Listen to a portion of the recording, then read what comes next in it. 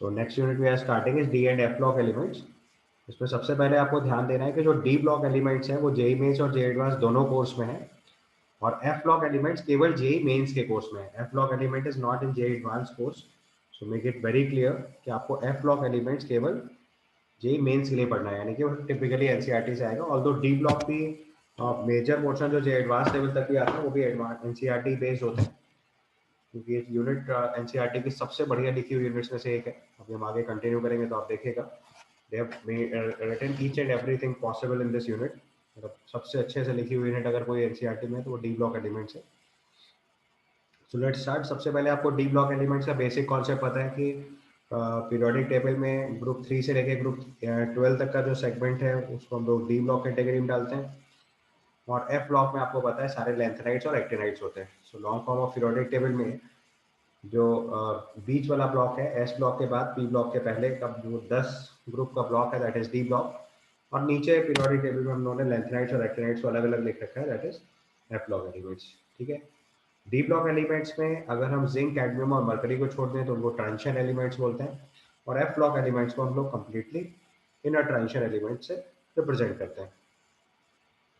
D block element में mainly 4 सीरीजेस हैं। एक स्कैंडियम से लेकर जिंक तक 3D सीरीज, इट्रियम से लेके कैडमियम तक 4D सीरीज। ठीक है।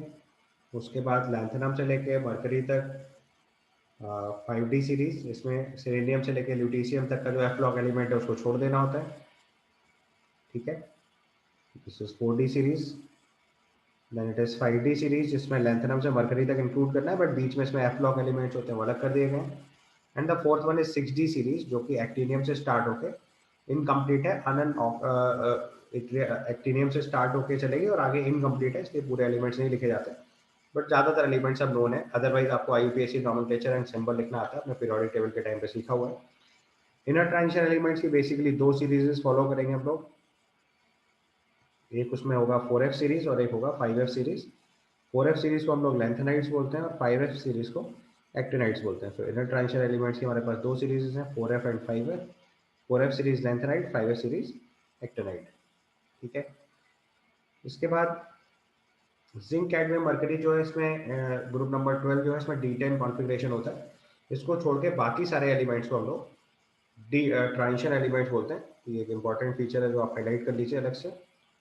तो देखो यहाँ पे लिखा हुआ है zinc, cadmium and mercury are of group 12, have full D10 configuration in their ground state as well as in their common oxidation states, hence they are not regarded as transition elements। तो सारे D block elements को transition elements में include करते हैं accept zinc, cadmium और mercury. चाहो तो ये बात थोड़ा अलग से स्पेसिफाई कर लो। यहाँ पे अगर हम ट्रांजिशन एलिमेंट्स लिखेंगे तो ट्रांजिशन एलिमेंट्स का मतलब होता है ऑल डी ब्लॉक। अपने पीरियोडिक टेबल में इसका पूरा डेफिनेशन सीखा होगा। So all D block elements except zinc, cadmium and mercury. क्यों ऐसा कर रहे हैं? क्योंकि ट्रांजिशन एलिमेंट का मतलब होता है कि उसकी या तो एलिमेंटल फॉर्म में या स्टेबल ऑक्सीडेशन स्टेट में वैलेंशियल और पेनल्टीमेट शेल इनकम्प्लीट होनी चाहिए। लेकिन जिंक, कैडमियम, मरकरी में चाहे हम एलिमेंटल फॉर्म में लें तो भी D10 कॉन्फ़िगरेशन होता है, यानी वैलेंशियल केवल इनकम्प्लीट है। और अगर स्टेबल ऑक्सीडेशन स्टेट लिखेंगे Zn2+ तो भी D10 3D10 कॉन्फ़िगरेशन मिलने वाला है या D10 कॉन्फ़िगरेशन मिलने वाला है, तो भी इसकी वैलेंशियल ही इनकम्प्लीट होती है। इसलिए स्टेबल ऑक्सीडेशन स्टेट में और एलिमेंटल फॉर्म में दोनों ही स्टेट में इन एलिमेंट्स की वैलेंशियल इनकम्प्लीट है, पेनल्टीमेट शेल इनकम्प्लीट नहीं है। That's why these are not referred as transition elements. तो सारे डी ब्लॉक एलिमेंट्स को एक्सेप्ट जिंक, कैडमियम, मरकरी को हम लोग ट्रांजिशन एलिमेंट्स बोलते हैं, और एफ ब्लॉक एलिमेंट्स के इनर ट्रांजिशन एलिमेंट्स होते हैं। ठीक है, क्लियर? अब हम लोग एक एक करके पहले स्टार्ट कर रहे हैं। तो सबसे पहले हम लिखेंगे ट्रांजिशन एलिमेंट्स या simply D block elements. Periodic table में आपको पोजीशन बता दी है। सबसे पहला जो क्वेश्चन आता है that is based on their electronic configuration. मैंने आपको ये चीज़ हाईलाइट कराई थी कोऑर्डिनेशन कंपाउंड के टाइम पे, क्योंकि बोला था कि कोऑर्डिनेशन कंपाउंड की बॉन्डिंग बिना इलेक्ट्रॉनिक कॉन्फ़िगरेशन के नहीं डील कर सकते। अभी उस चीज़ को एक बार फिर से ध्यान से देख लो। तो बेसिक लॉजिक इज कि हम लोग सबसे पहले 3D सीरीज लिख रहे हैं। Scandium, titanium, vanadium, chromium, manganese, iron, cobalt, nickel, copper, zinc. 21 से लेकर 31 तक की सीरीज है। इस पर ध्यान से देखो, एक तो एक्सेप्शन क्रोमियम है हाफ वाउ प्रिंसिपल के लिए। और एक एक्सेप्शन कॉपर है आपको प्रिंसिपल के लिए, बाकी सब देखिए स्टैंडर्ड रूल फॉलो कर रहे हैं। सो टू एक्सेप्शन टू आपको principle, chromium and copper in 3D series. इसके बाद 4D सीरीज अगर हम मार्क करेंगे, 4D सीरीज में देखो it is in 4D series if you see it is niobium जो एक्सेप्शन टू आपको प्रिंसिपल है, then it is molybdenum, then it is technetium, after that is ruthenium, rhodium, palladium, और यहाँ पे देखो एंड सिल्वर। उसमें ध्यान से देखो केवल first second and last member जो है वो आपको प्रिंसिपल फॉलो कर रहा है। यहाँ बेटर रास्ता है कि जो फॉलो कर रहा है उसको देख लो। और इसमें सबसे ज़्यादा टिपिकल कॉन्फ़िगरेशन जो है वो पैलेडियम का है, जो ज़्यादातर लोगों से मिस हो जाता है, क्योंकि हमें ज़्यादातर केस में ये पता होता है कि 4s1 करके D10 कंफर्म कर लेते हैं। बट पैलेडियम के केस में देखो 4s0 3D10 कॉन्फ़िगरेशन हो जा रहा है, सबसे स्पेशल कॉन्फ़िगरेशन यही है। Then comes to next lanthanum and hafnium, tantalum, tungsten, rhenium, osmium, iridium, platinum, gold and mercury. This is 5D series. अब 5D सीरीज में अगर आप एक्सेप्शन पे ध्यान दोगे तो you will find out it is with gold. बाकी आप ध्यान से देखो 6s2 5D1 6s2 5D2 D3 D4 D5 D6 D7, ठीक है। उसके बाद D9 डायरेक्ट आ गया प्लेटिनम के केस में, और D10 आ गया गोल्ड के केस में। तो दो एक्सेप्शन ये हो गए। लास्ट में 4 सीरीज उतनी इंपॉर्टेंट नहीं है, अगर आप चाहो तो उसमें भी ध्यान दे सकते हो, क्योंकि उसमें केवल एक ही जगह पर इक्बोरियम 110 बस 111 पे एक्सेप्शन है। बाकी देखो 1 2 3 4 5 6 7 8 10 एकदम परफेक्ट है। तो लास्ट वाली सीरीज में भी एक एक्सेप्शन है फॉर प्रिंसिपल का। तो इलेक्ट्रॉनिक कॉन्फ़िगरेशन में सबसे पहले 3D सीरीज में क्रोमियम एंड कॉपर दो एक्सेप्शन। सेकेंड सीरीज जो है 4D सीरीज, सबसे ज़्यादा एक्सेप्शन इसी में है, यानी कि इसमें इट्रियम जिरकोनियम और कैडमियम को छोड़ के बाकी सब एक्सेप्शन जो अबव प्रिंसिपल है। पैलेडियम के केस में 5s0 कॉन्फ़िगरेशन आएगा, बाकी सब में 5s1 है, तो डी आप अपने आप निकाल लेंगे। इसके बाद 5D सीरीज में प्लैटिनम और गोल्ड दो एक्सेप्शन है, तो ध्यान से समझना है कि कोऑर्डिनेशन कंपाउंड में प्लैटिनम और गोल्ड के कॉम्प्लेक्सेस पूछे जाते हैं। अगर आपको कॉन्फ़िगरेशन क्लियरली नहीं मालूम होगा you will be in trouble, ठीक है। So this is 6s1 5D9। और लास्ट सीरीज में भी अगर देखना है तो it is 111 bohrium, it is 1 and 10 जो गोल्ड के नीचे है, तो आपको आसानी से समझ आ जाएगा। कॉपर सिल्वर गोल्ड और बोरियम वाली के सीरीज पूरी एक्सेप्शन तो अबव प्रिंसिपल है, ठीक है।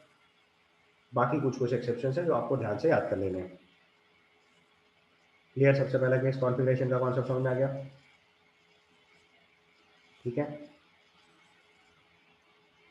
उसके बाद देखो पहले क्वेश्चन नंबर 8.1 जहाँ लिखा है on the ground can you say that scandium is a transition element but zinc is not.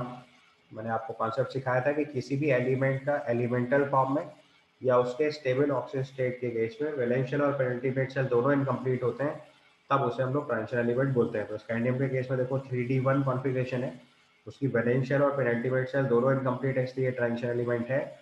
जबकि जिंक के केस में, जिंक या Zn2+ दोनों ही केस में 3D10 कॉन्फ़िगरेशन है, इसलिए हम लोग उसको ट्रांजिशन एलिमेंट की कैटेगरी में नहीं डालते हैं, ठीक है।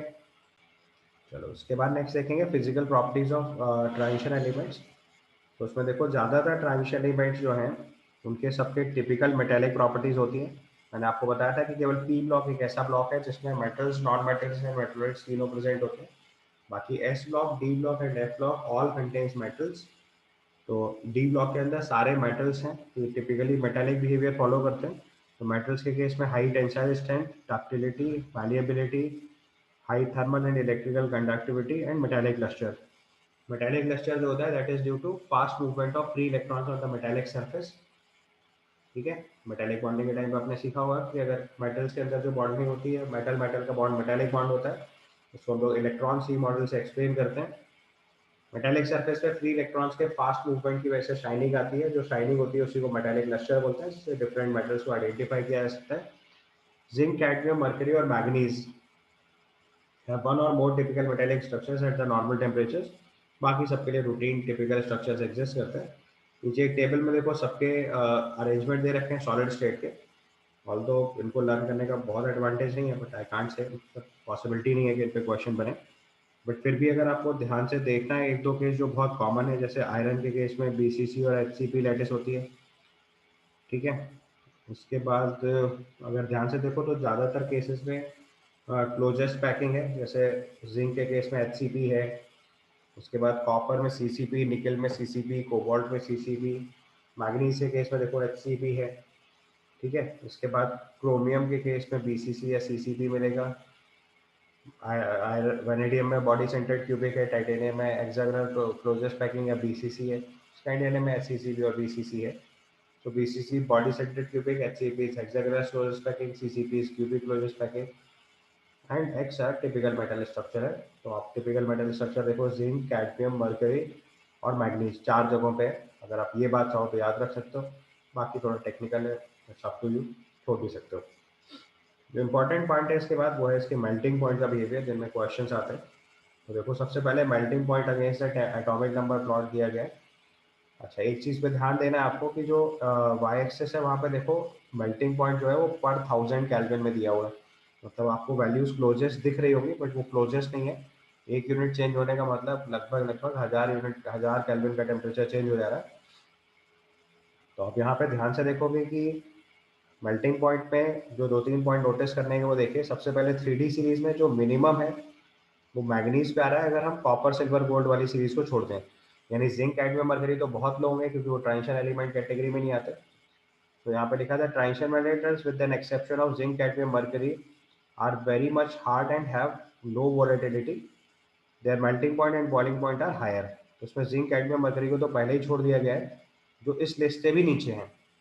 उसके बाद नेक्स्ट नंबर देखना है तो कॉपर सिल्वर गोल्ड, यानी किसी भी सीरीज में कॉपर का जो मेल्टिंग पॉइंट है वो नीचे है, दूसरी वाली सीरीज में सिल्वर, फिर gold. Obviously zinc, cadmium, mercury को अलग रखा गया है। आप जानते हो मरकरी तो लिक्विड होता है रूम टेम्परेचर पे। अब अगर ये जिंक, कैडमियम, मरकरी को छोड़ दें तो देखो मैग्नीज पे डिप आ रहा है। और हाईएस्ट वाला केस मार्क करोगे तो देखो यहाँ क्रोमियम है, यहाँ पे मॉलिब्डेनम है और यहाँ टंगस्टन है।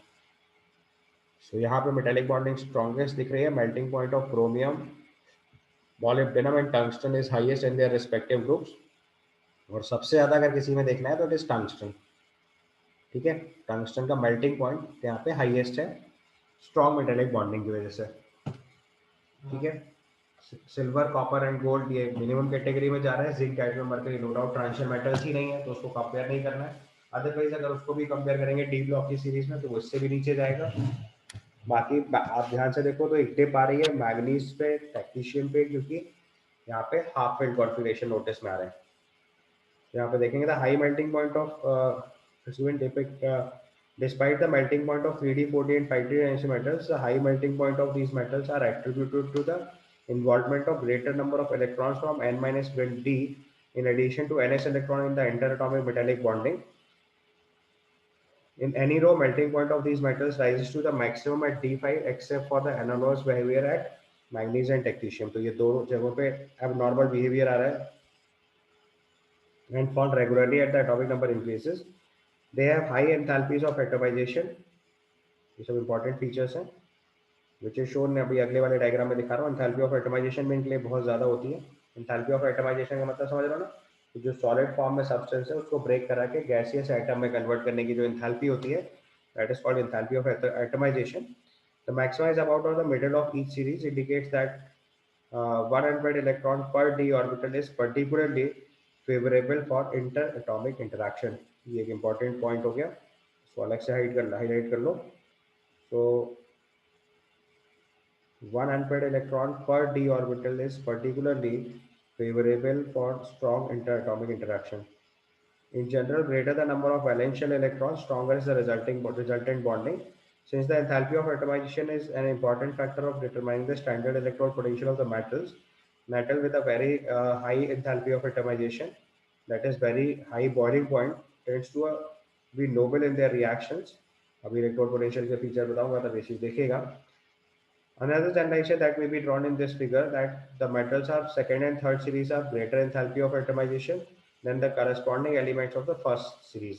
और देखो रैंडम ग्राफ दिए गए तो enthalpy of atomization देखेंगे तो लगभग लगभग मिडिल पे हाईएस्ट आ रहा है, और जैसा मेल्टिंग पॉइंट का कर्व था मोर और लेस वैसे ही ट्रेंड है। थर्ड सीरीज के लिए enthalpy of atomization सबसे ज्यादा है, सेकेंड सीरीज उससे कम है और फर्स्ट सीरीज सबसे कम है। ठीक है, और enthalpy of atomization का मतलब समझ रहे हो। Enthalpy of atomization simply means कि जो मेटालिक सॉलिड है हमारे पास उसको गैसियस एटम में कन्वर्ट करने के लिए जो एंथैल्पी है, this is called enthalpy of atomization. ठीक है। So this is basically dependent on its metallic bonding, या जो मेल्टिंग पॉइंट का फीचर लिख रहे हैं ऑलमोस्ट सिमिलर फिनोमेनन यहाँ पे भी काम करेगा। तो आप ग्राफ का ट्रेंड देखोगे, इट इज ऑलमोस्ट सेम। उसके बाद काम आता है variation of atomic size, atomic and ionic sizes of the transition metals. तो ये भी चीज़ आपने पीरियोडिक टेबल के टाइम पे पढ़ी होगी कि हम लोग अगर डी ब्लॉक एलिमेंट्स के एटॉमिक साइजेस की बात करते हैं तो पहले क्या होता है कि स्कैंडियम से लेके क्रोमियम तक या बेटर टू से मैग्नीज तक साइज डिक्रीज करता है, क्योंकि इनिशियली जो न्यूक्लियर चार्ज है वो डोमिनेट करता है।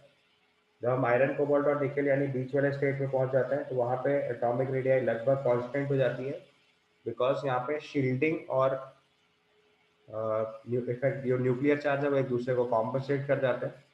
तो इफेक्टिव न्यूक्लियर चार्ज का इफेक्ट यहाँ पे कॉम्पनसेट होने लगता है। इफेक्टिव न्यूक्लियर चार्ज में न्यूक्लियर चार्ज और जेड का जो इफेक्ट है वो कॉम्पनसेट होने लगता है। और इसके अगेंस्ट में जब हम लास्ट लेवल पे जाते हैं यानी कि जिंक एंड कॉपर वाले सीरीज में पहुंचेंगे तो वहाँ पे शील्डिंग डोमिनेट करने लगती है D10 की वजह से। इनर शेल इलेक्ट्रॉन मैक्सिमम हो जाते हैं और उसकी वजह से साइज इंक्रीज कर जाता है। तो डी ब्लॉक एलिमेंट्स में अगर एटॉमिक रेडियस का ऑर्डर चेक करोगे तो पहले डिक्रीज होता है, फिर कांस्टेंट होता है, फिर इंक्रीज करता है। So in general, ions of the same charge are given a series shown progressive decrease in radius with the increase in atomic number. This is because of the new electron enters in the d orbital. Each time the nuclear charge increases by unity, it may be recalled that shielding effect of d electron is not that much effective. Hence, the net electrostatic attraction between the nuclear charge and the outermost electron increases, and the ionic radius decreases. The same trend is observed in the atomic radii of a given series. However, the variation with the series is quite small. An interesting point emerges when the atomic series of one series as compared to the other corresponding element of the other series. The curve of these increases from 3D to 4D and then 5D. तो down the group देखो size बढ़ रहा है, but एक point के बाद size लगभग constant होता है। तो आप देखो ये प्लॉट दिया हुआ है, तो आप यहाँ ध्यान से देख सकते हो कि पहले साइज डिक्रीज करता है up to manganese, iron cobalt nickel में लगभग कांस्टेंट हो जा रहा है, और कॉपर और जिंक के केस में थोड़ा सा इंक्रीज कर रहा है। 4D और 5D सीरीज देखोगे तो their sizes are almost comparable, क्योंकि आप स्केल पे देखो तो हम लोग नैनोमीटर स्केल पे ग्राफ बनाया हुआ है। तो आप देखो 3D और 3D सीरीज में तो नो डाउट साइज कम है, 4D और 5D सीरीज के साइजेस 3D सीरीज से ज़्यादा है, बट 4D और 5D सीरीज के साइजेस जो है वो लगभग कंपेरेबल हैं। और एक और चीज़ नोटिस करने की है कि देखो जो साइज में डिफरेंस है ना वो लेफ्ट टू राइट और टॉप बॉटम में उतना ही लगभग लगभग डिफरेंस है। अगर आप बेयर मिनिमम से स्टार्ट कर लो, इससे 4D और 5D सीरीज में दिखाता हूँ, तो अगर हम लोएस्ट साइज भी मार्क करें तो देखो लगभग 14 पिकोमीटर के ब्रैकेट में। और अगर ज़्यादातर के हाईएस्ट साइज चेक कर लो तो मतलब ये मैक्सिमम 17 पिकोमीटर मतलब सॉरी नैनोमीटर। तो बेसिकली 3 नैनोमीटर का बेसिक डिफरेंस है, 14 से 17 नैनोमीटर के बीच में ज़्यादातर साइजेस हैं। इसलिए डी ब्लॉक एलिमेंट्स के साइजेस लगभग कंपेरेबल होते हैं, इसमें इसमें प्रॉपर्टीज लेफ्ट राइट और अप डाउन दोनों तरफ मैच करते हैं। ठीक है, इसलिए हम लोगों ने जैसे पी ब्लॉक एलिमेंट्स में एक एक ग्रुप के साथ स्टडी करी थी, डी ब्लॉक में ऐसा नहीं करना पड़ता है। डी ब्लॉक में हम लोग एक साथ पूरी स्टडी कर सकते हैं, क्योंकि यहाँ पे प्रॉपर्टीज में बहुत हाई सिमिलैरिटीज हैं। ठीक है, तो अब देखो डी ब्लॉक की अगर फिजिकल प्रॉपर्टीज के ट्रेंड्स देखेंगे तो that we have to discuss from this table. जैसा हमने पी ब्लॉक में एक एक टेबल के साथ किया था वही काम यहाँ पे भी करना पड़ेगा।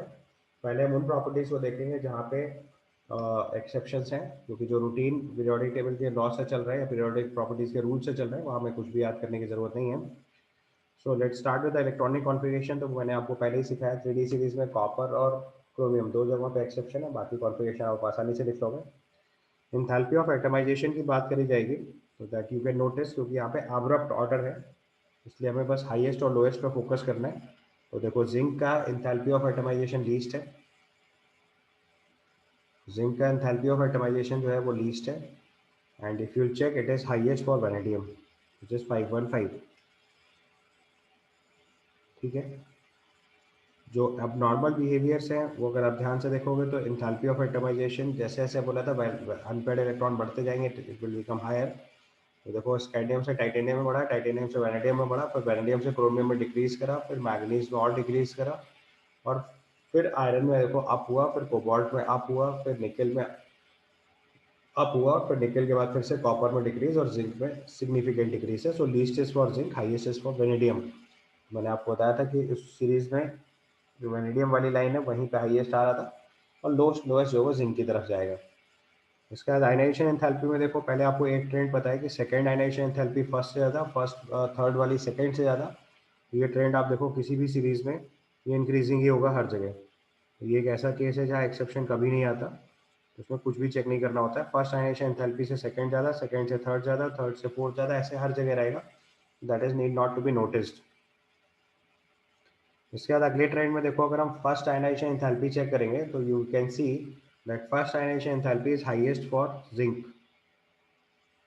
906 due to higher nuclear charge, and if you locate least for that it will be for scandium. तो न्यूक्लियर चार्ज के बेसिस पे डिसाइड हो जाएगा, minimum for scandium, maximum for zinc. And then you can see कि scandium से titanium में increase हुआ, titanium vanadium में स्लाइट डिप है, फिर वैनेडियम में अप हुआ, फिर क्रोमियम में हायर हुआ, राइट। उसके बाद फिर आयरन में बढ़ा, फिर फर्दर देखो कोबाल्ट में फिर थोड़ा कम हुआ। तो ये अब्रप्ट ऑर्डर है, इसलिए इतना याद नहीं रखा जा सकता, तो हमें हाईएस्ट और लोएस्ट पे बस फोकस कर लेना है। Maximum is for zinc, minimum is for scandium. उसके बाद अगला ट्रेंड जब चेक करेंगे तो अगले ट्रेंड में देखो ये चीज नोटिसेबल है कि जब सेकंड आयोनाइजेशन एंथैल्पी चेक कर रहे हैं तो second ionization enthalpy is highest for copper. Second ionization enthalpy is highest for copper and least again is for scandium.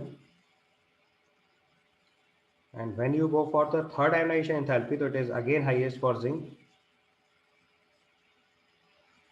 and lowest is for scandium. तो first second third ionization enthalpy तीनों lowest तो scandium पे ही है, but highest value में variation है। Highest value में first ionization enthalpy zinc की ज़्यादा है, सेकंड आयोनाइजेशन एंथैल्पी कॉपर की ज़्यादा है, और थर्ड आयोनाइजेशन एंथैल्पी फिर जिंक की ज़्यादा है। ये एक इंपॉर्टेंट सवाल हो सकता है।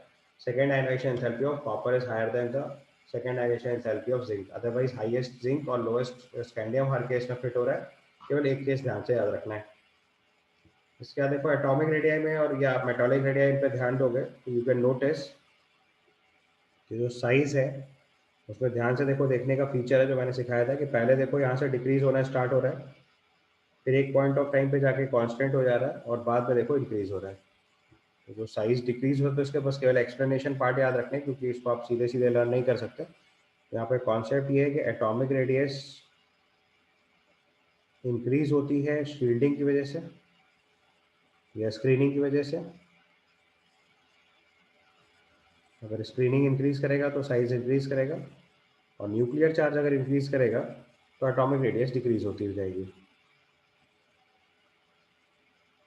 जेड बढ़ने से साइज कम होता है और शील्डिंग बढ़ने से साइज बढ़ता है। दोनों का रिजल्टेंट इफेक्ट चेक करना पड़ता है। ऑल्दो डी इलेक्ट्रॉन्स की शील्डिंग पुअर होती है, लेकिन जब D10 कॉन्फ़िगरेशन हो जाता है तो शील्डिंग सिग्निफिकेंटली काम करने लगती है, डोमिनेट करने लग जाती है, तो वहाँ पे साइज इंक्रीज कर जाता है। तो आपको अगर कॉपर और जिंक का साइज इंक्रीज का फिनोमेनन एक्सप्लेन करना पड़ेगा, तो that will explain with the help of that it has D10 configuration, because of which shielding dominates on nuclear charges, that's why size increases. तो यहाँ पे क्वेश्चन आता है वो साइज को लास्ट वाले ही दो जगहों पे आता है। आप यहाँ पे देखो ये जो ट्रेंड इंक्रीज आ रहा है ये एक्सप्लेन करना पड़ता है, डिक्रीज का केस एक्सप्लेनेशन नीड नहीं करता, ये चीज़ आपको नोट करने की है। इसके बाद इसमें जो सबसे ज़्यादा टेक्निकल सवाल है जिसपे क्वेश्चंस बहुत फ्रीक्वेंटली आते हैं एडवांस लेवल तक, वो है इलेक्ट्रोड पोटेंशियल। इसको ध्यान से देखो, या इवन मेंस में भी कई बार इस पर फैक्चुअल क्वेश्चंस आ चुके हैं। तो आपको ध्यान से दो तीन बातें पहले देखनी है। सबसे पहले M2+2 M का इलेक्ट्रॉन हम लोग इलेक्ट्रोड पोटेंशियल चेक कर रहे हैं, तो उसमें देखो आपको याद रखना है कॉपर का इलेक्ट्रोड पोटेंशियल पॉजिटिव होता है, other than copper all are negative. सबसे पहली चीज़, if you'll see M2+2 M electrode potential then it is positive for copper, यानी कि केवल इनमें से कॉपर एक ऐसा मेटल है जो एसिड से हाइड्रोजन डिस्प्लेस नहीं कर पाएगा। बाकी सारे मेटल्स एसिड से हाइड्रोजन डिस्प्लेस करेंगे because they all have negative electrode potential. ठीक है। इसके बाद अगर अगला केस देखेंगे that is M3+2 M2+ electrode potential. M3+ से M2+ वाले इलेक्ट्रोड पोटेंशियल में देखो इलेक्ट्रोड पोटेंशियल ऑफ आयरन जो है वो पॉजिटिव है, कोबाल्ट पॉजिटिव है, और मैग्नीज पॉजिटिव है। बाकी स्कैंडियम, टाइटेनियम और वेनेडियम तीनों नेगेटिव वैल्यूज हैं। ये भी एक इंपॉर्टेंट फीचर हो गया। तो पॉजिटिव वाले केस चार हो गए। M2+ से M का इलेक्ट्रोड पोटेंशियल चेक करेंगे तो कॉपर के लिए पॉजिटिव है। M3+ से M2+ का केस चेक करेंगे तो it is positive for manganese, iron and cobalt, and it is highest for cobalt. समझ गए? ये भी एक फीचर इंपॉर्टेंट है। तो E naught value of cobalt 3 + 2 cobalt 2 plus is highest in 3D series, और ये पॉजिटिव वैल्यू है।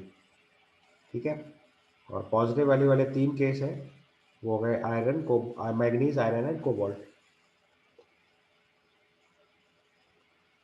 ठीक है, बाकी टाइटेनियम, वेनेडियम एंड क्रोमियम जो है इनके लिए वैल्यू नेगेटिव है।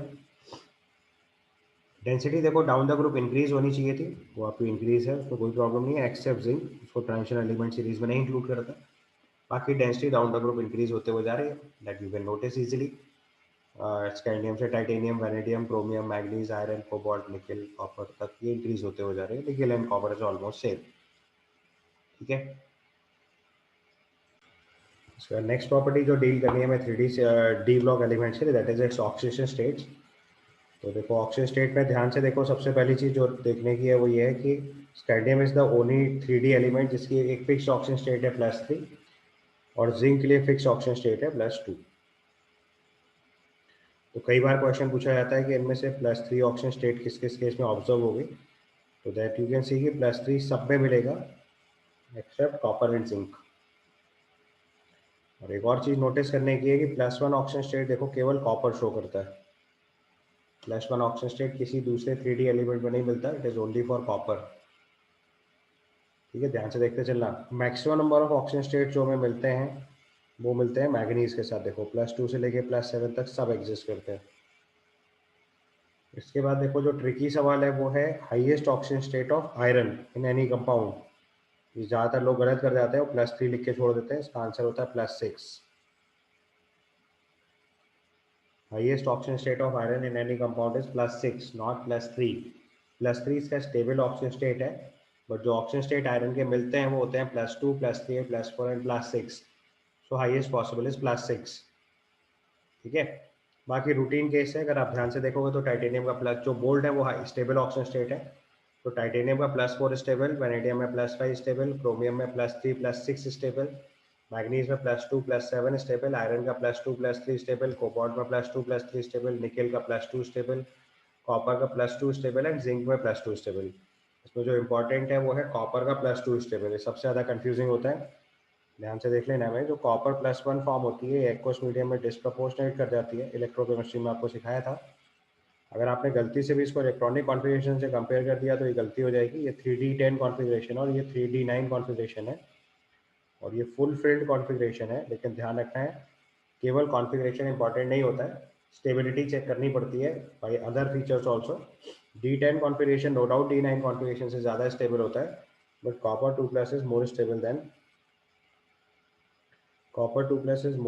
Then copper. केवल कॉन्फ़िगरेशन देख के आंसर मत लिखिएगा, नहीं तो गलत हो जाएगा। So copper 2+ is more stable than copper. ये सबसे कॉमन क्वेश्चन है, ज़्यादातर लोग गलत कर जाते हैं, क्योंकि अगर आपने केवल कॉन्फ़िगरेशन से कंपेयर कर दिया और आपने ये चीज़ पहले नहीं पढ़ी होगी तो इट मे गो रॉन्ग।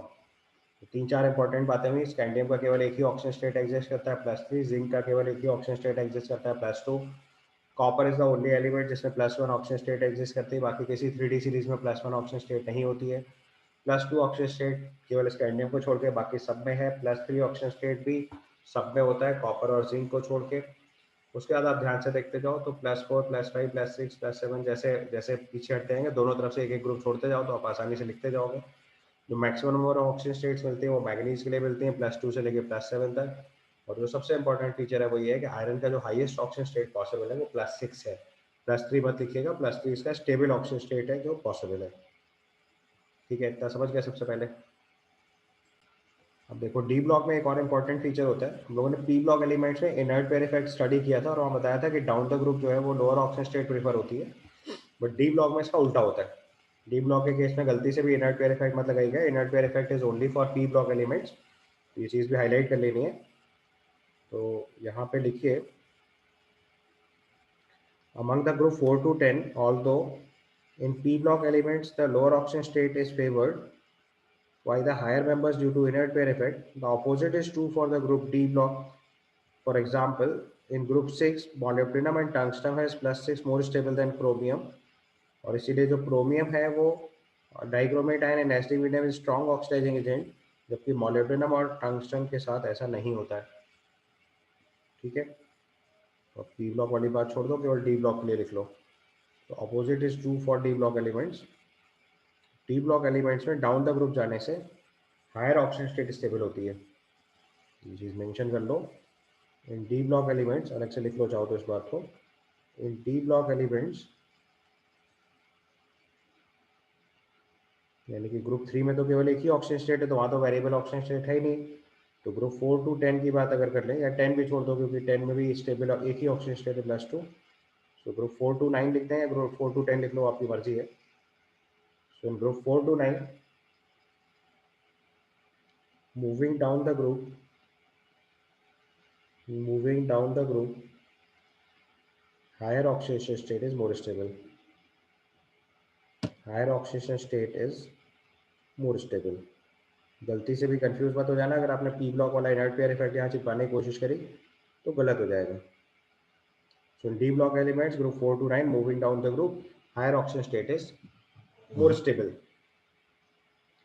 ठीक है, इसका लोएस्ट ऑक्सीजन स्टेट की अगर बात करी जाएगी किसी भी एलिमेंट की, तो ये बेसिकली ट्रांजिशन कोऑर्डिनेशन कंपाउंड्स के अंदर मिलेगा, जहाँ पे पाई कॉम्प्लेक्स फॉर्मेशन होगा। तो अगला केस लिखना है, low oxygen state is found in the complexes has the ligand capable of pi acceptor character conditions of sigma compounding, for example NiCO4 FeCO5, oxidation state of nickel and iron is 0। ये चीज़ हम लोगों ने coordination compounds के time पे सीख रखी है।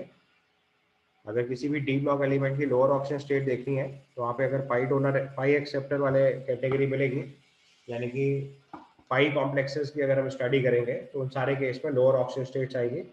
सो nickel और आयरन के केस में ऑक्सीजन स्टेट देखो 0 0 आ जा रही है, क्योंकि यहाँ पे कार्बन मोनोऑक्साइड या जो है वो सिग्मा पाई कॉम्प्लेक्स क्रिएट कर रहा है। सिनर्जिक बॉन्डिंग का कॉन्सेप्ट मैंने आपको सिखाया हुआ है। ठीक है, इसके बाद देखो इसमें एक और फीचर इंपॉर्टेंट है, that is with respect to oxygen state. तो जो ऑक्सीजन स्टेट में मेंशन करना है वो चीज़ देखिए यहाँ पे 8.3.7 trends of stability of higher oxygen states. देखो नोटिस ये करा गया कि अगर किसी भी एलिमेंट की हाईएस्ट ऑक्सीजन स्टेट देखनी है तो वो ऑक्साइड्स के साथ मिलेगी, जबकि फ्लोराइड्स के साथ वही हाईएस्ट ऑक्सीजन स्टेट अचीव नहीं होती है। ये चीज़ आपको मेंशन करनी है यहाँ पे अलग से।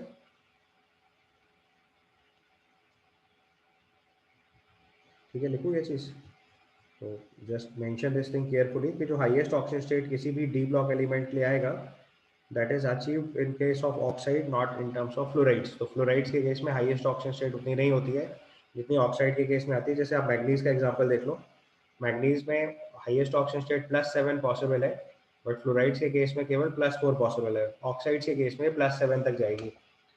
ठीक है, ऐसे हर केस में ये चीज़ वेरी करेगी। अगर आप आयरन के केस में देखोगे तो ये +3 तक जाने वाला है। ठीक है ना, ये चीज़ अलग से मेंशन कर लेनी है यहाँ पे। It's given the stable halides of 3D series of transition metals, the highest oxidation state can be achieved is TiX4, VF5 and CrF6. The +7 oxidation state of manganese is not represented in a simple halides, but MO3F is known, and beyond Mn no metal can have trihalides except FeX3 and COF3. The ability of fluorine to stabilize the highest oxidation state is due to either high lattice energy as in case of COF3 or higher bond enthalpy in terms of higher covalent compounds, example VF5 and CrF6. Although vanadium +5 is represented only by VF5, the other halides, however, undergoes hydrolysis which gives oxohalides VOX3. Another feature of fluoride is their instability in the lower oxidation states. तो halides के case में अगर हम check करेंगे तो fluorides के case में lower oxygen state stable नहीं मिलने वाले हैं। जैसे VX2 जो है वो केवल क्लोराइड ब्रोमाइड एंड आयोडाइड में मिलने वाला है। ठीक है, and some same applies to CuX। On the other hand copper halides have are known to except the iodide in case of copper 2+ oxidizes -1 to iodine. ये हम लोग रिएक्शन पहले भी आयोडोमेट्री वाले केस में डील कर चुके हैं। कॉपर का +2 ज़्यादा स्टेबल होता है, ये भी आपको बताया था, डिस्प्रोपोर्शनेशन रिएक्शन होती है। उसके बाद देखा है the stability of copper 2+ aqueous is rather than copper +1 is due to the much more negative enthalpy of hydration of copper 2+ than copper +1। इसलिए copper 2+ फॉर्म copper +1 से ज़्यादा स्टेबल होती है एक्वस सॉल्यूशन में। इसके बाद देखो यहाँ पे इंपॉर्टेंट फीचर जो मैं आपको बता रहा था कि किसी भी डी ब्लॉक एलिमेंट की जो हाईएस्ट ऑक्सीजन स्टेट अचीव होगी वो ऑक्सीजन के साथ अचीव होगी। ये चीज मार्क करनी है। The ability of oxygen The ability of oxygen to stabilize the highest oxygen state is demonstrated in oxides. The highest oxygen number of the oxide coincides with the group number and attains in scandium to manganese. Beyond group 7, higher oxygen state of iron is Fe2O3 are known. Although देखो iron का भी मैंने +6 oxygen state का compound बोला था, this is ferrets where FeO4 2 minus iron oxygen state +6 are formed in alkaline media but they are readily decomposed to Fe2O3 and oxygen। मतलब इनकी stability नहीं है बट आयरन का +6 ऑक्सीजन स्टेट एग्जिस्ट करता है FeO4 2 माइनस के form में। Iron का +6 ऑक्सीजन स्टेट एग्जिस्ट करता है FeO4 2 माइनस के फॉर्म में। Although it is not stable, alkaline media में आसानी से डिकम्पोज कर जाता है Fe2O3 और O2 में। Besides the oxides oxocation stabilities as VO2 plus Ti2 plus, the ability of oxygen to stabilize the highest oxygen state exceeds that of fluorine। ये important point है। अगर किसी भी एलिमेंट की हाईएस्ट ऑक्सीजन स्टेट अचीव करानी है तो oxides के साथ अचीव होगी, फ्लोराइड्स के केस में अचीव नहीं होगी। Thus the highest manganese fluoride is MnF4 whereas highest oxidase is Mn2O7। तो फ्लोराइड के साथ देखो मैग्नीज का हाईएस्ट ऑक्सीजन स्टेट +4 अचीव हो रहा है और ऑक्सीजन के साथ +7 अचीव हो जा रहा है। इसके पीछे लॉजिक जो है वो है ऑक्सीजन की मल्टीपल बॉन्ड बनाने की capacity. The ability of oxygen to form multiple bonds to the metal explains its superiority. Reason, क्योंकि अगर हमें +7 ऑक्सीजन स्टेट तक ले जाना है तो मैग्नीज की सराउंडिंग में केवल 4 ऑक्सीजन लाने पड़ेंगे जबकि 7 फ्लोराइड लाने पड़ेंगे, तो हिंड्रेंस बहुत ज्यादा हो जाएगी, इसलिए ज्यादा फ्लोराइड आयन नहीं लाए जा सकते। इसलिए हाईएस्ट ऑक्सीजन स्टेट हमेशा ऑक्सीजन के केस में अचीव होगी। ठीक है। In covalent oxide Mn2O7, each manganese is tetrahedrally surrounded by oxygen, including MnO-Mn linkage. The tetrahedral MnO4n- is known, also known vanadium, chromium and manganese के case में अलग अलग कंपाउंड्स दिए हुए हैं। तो यहाँ पे देखो Mn2O7 का स्ट्रक्चर लिखे देता हूँ। तो अगर हमें ऑक्सीजन के केस में स्ट्रक्चर लिखना पड़ेगा तो देखो एक मैग्नीज की सराउंडिंग में केवल 4 ऑक्सीजन लाने पड़ेंगे, नहीं टेट्राहेड्रल अरेंजमेंट करना पड़ेगा। अब यही काम फ्लोराइड के साथ करना होता +7 ऑक्सीजन स्टेट में, तो मैग्नीज की सराउंडिंग में 7 फ्लोराइड आयन लाना पड़ता, तब वो +7 तक पहुंचता। और आप जानते हैं कि 7 फ्लोरीन सराउंडिंग में अरेंज ही नहीं हो पाएंगे, इसलिए फर्दर ऑक्सीजन स्टेट अचीव नहीं होती। इसलिए मैग्नीज के केस में अगर फ्लोराइड की ऑक्सीजन स्टेट अचीव करनी है तो वो केवल कहाँ तक जाएगी, +4 तक। तो किसी भी एलिमेंट के केस में जो हाईएस्ट ऑक्सीजन स्टेट होती है वो ऑक्सीजन के साथ अचीव होती है, क्योंकि ऑक्सीजन के अंदर मल्टीपल बॉन्ड बनाने की कैपेसिटी है जो फ्लोराइड के पास नहीं है। इसलिए हाईएस्ट ऑक्सीजन स्टेट ऑक्साइड्स में अचीव होगा, फ्लोराइड्स में अचीव नहीं होगा। और आयरन का जो हाईएस्ट ऑक्सीजन स्टेट +6 अचीव होता है, that is achieved in the case of ferrets which is FeO4 2 minus. ठीक है, समझ गए। इसका नेक्स्ट प्रॉपर्टी जो डील करेंगे that is of electrode potential. M2 + 2m पहले देख रहे हैं। तो मैंने अभी आपको फिजिकल प्रॉपर्टीज के कंपैरिजन के टाइम पे बताया था, केवल कॉपर का केस है जिसमें कॉपर 2+ से कॉपर वाला जो इलेक्ट्रोड पोटेंशियल है वो पॉजिटिव वैल्यू है, बाकी सारे केसेस में देखो वैल्यूज नेगेटिव है। ठीक है। अब अगर ये फिनोमेनन एक्सप्लेन करना पड़ेगा हमें कि कॉपर के केस में ऐसा क्यों है, तो बेसिकली देखो इलेक्ट्रोड पोटेंशियल एक्सप्लेन करने के लिए 3-4 इंपॉर्टेंट फीचर्स हैं जो आपको समझ में आने चाहिए। तो सबसे पहले देखो कि इलेक्ट्रोड पोटेंशियल एक्सप्लेन कैसे करते हैं। तो सबसे पहले हमारे पास कोई भी मेटल जो है वो सॉलिड फॉर्म में प्रेजेंट होगा, इसको पहले इसके करस्पॉन्डिंग गैसेस फॉर्म में कन्वर्ट करेंगे। इस प्रोसेस में जो एंथैल्पी इन्वॉल्व होगी that will be enthalpy of atomization, या इसी को आप एंथैल्पी ऑफ सब्लिमेशन भी लिख सकते हैं। सब्लिमेशन बहुत अच्छा टर्म नहीं है क्योंकि यहाँ पे लैटिस होती है, इसलिए प्रॉपर तरीका लिखना चाहिए enthalpy of atomization. Otherwise sublimation भी लिखोगे तो इसका मतलब वही है। इसके बाद जो M गैसियस फॉर्म है ये अपना इलेक्ट्रॉन लॉस करेगा और ये Mn+ फॉर्म में कन्वर्ट होगा। ये इसकी एंथैल्पी ऑफ आयोनाइजेशन एनर्जी होगी, 1 2 3 4 जितने भी इलेक्ट्रॉन्स निकालने होंगे अकॉर्डिंगली आयोनाइजेशन एनर्जी अप्लाई कर देंगे। तो एंथैल्पी ऑफ आयोनाइजेशन हो गया। और उसके बाद जो Mn+ फॉर्म बना ये फाइनली फिर वाटर के अंदर जाके आयनिक फॉर्म में कन्वर्ट होगा। तो यहाँ पे अगर आपके साथ वाटर भी प्रेजेंट है तो ये Mn+ एक्वस फॉर्म में कन्वर्ट होगा। ये आपकी एंथैल्पी ऑफ हाइड्रेशन हो गई। अब इन तीनों कॉम्बिनेशन का जो समेशन है वो एक्चुअली में इलेक्ट्रोड पोटेंशियल को गवर्न करेगा। तो अगर हम यहाँ से M सॉलिड से Mn+ एक्वस तक की एनर्जी डील कर रहे हैं एक साथ, इस प्रोसेस की जो इंथैल्पी आएगी that will be enthalpy of atomization plus enthalpy of ionization plus enthalpy of hydration. तो इसमें ध्यान से देखना है कि पहले दो टर्म जो है ये एनर्जी सप्लाई है, ये आपको प्रोवाइड करनी है, ये टर्म रिलीज होगा, ये माइनस का है। इनका जो रिजल्टेंट फॉर्म आएगा वो आपकी एनर्जी बनी नेट में, और उसको अगर हम दूसरी एनर्जी से रिलेट करते हो minus n F E nought से इसका इलेक्ट्रोड पोटेंशियल निकालेंगे तो आपको पता चलेगा कि इलेक्ट्रोड पोटेंशियल की वैल्यू पॉजिटिव या नेगेटिव कैसे डिफाइन करनी है। ठीक है, तो जैसे यहाँ पे हमने कॉपर का केस दिया, कॉपर के केस में इलेक्ट्रोड पोटेंशियल देखो पॉजिटिव आ रहा है +3.4 इलेक्ट्रॉन वोल्ट। तो अगर आपको इसका एक्सप्लेनेशन लिखना है तो इसका लॉजिक क्या होगा कि इसकी इंथैल्पी ऑफ एटमाइजेशन जो है वो हायर है और हाइड्रेशन एनर्जी की वैल्यू जो है वो लोअर है, तो इसकी नेट रिजल्टेंट वैल्यू पॉजिटिव बन जाएगी। इसलिए इसका जो इलेक्ट्रोड पोटेंशियल है वो हम लोग पॉजिटिव वैल्यू लिखेंगे। कंफ्यूज नहीं होइएगा, अभी मैंने जो टर्म लिखा हुआ है उल्टा लिखा हुआ है, देखिए एम सॉलिड से एम एन प्लस के लिए लिखा हुआ है ये। अगर हम इसको एम एन प्लस से एम सॉलिड लिखना शुरू कर देंगे, रिडक्शन पोटेंशियल की बात करेंगे, तो अगर एटमाइजेशन एनर्जी ज़्यादा और हाइड्रेशन एनर्जी कम है तो ये वैल्यू पॉजिटिव बनेगी, तो एम एन प्लस से एम एन के लिए वैल्यू निगेटिव बनेगी, और निगेटिव वैल्यू को minus n F E nought के इक्वल करेंगे तो ई नॉट पॉजिटिव आ जाएगा। समझ गए? तो कंफ्यूज मत हो जाएगा, ऐसे लिखा हुआ है तो इससे अगर हम इलेक्ट्रोड पोटेंशियल कंपेयर करेंगे तो ये ऑक्सीडेशन पोटेंशियल की बात हो रही है, तो कॉपर के लिए ऑक्सीडेशन पोटेंशियल निकालेंगे तो वो पॉजिटिव ही आएगा, और ऑक्सीडेशन पोटेंशियल निकालेंगे तो वो नेगेटिव ही आएगा।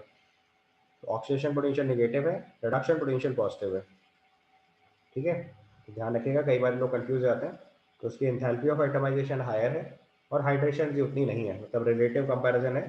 तो इस पूरे समेशन की वैल्यू अगर निगेटिव आ जाएगी तो उसका मतलब उसका इलेक्ट्रोड पोटेंशियल यहाँ पे पॉजिटिव हो जाएगा, तो रिडक्शन पोटेंशियल नेगेटिव आएगा। इसका उल्टा, अगर ये वैल्यू ओवरऑल हमारी पॉजिटिव बन जाएगी तो इसका रिडक्शन, उसका ऑक्सीडेशन पोटेंशियल नेगेटिव आएगा, तो रिडक्शन पोटेंशियल अपने आप पॉजिटिव हो जाएगा। किसी भी एलिमेंट के लिए अगर आपको रिडक्शन पोटेंशियल एक्सप्लेन करना है तो ये तीन फीचर्स एक्सप्लेन किए जाते हैं। रिजल्ट हमें डायरेक्टली डी ब्लॉक की इंफॉर्मेशन से याद होता है, एक्सप्लेनेशन हम इन तीन फैक्टर्स को जोड़ के लिख देंगे। ठीक है, तो यही बात देखो ऊपर एक्सप्लेनेशन में लिखी गई है। Unique behaviour of copper, important है, मार्क कर लीजिए। The unique behaviour of copper having positive E naught account for its instability to liberate hydrogen from its acid. Only oxidizing acids, nitric and hot concentrated sulfuric acid reacts with copper and acids being reduced.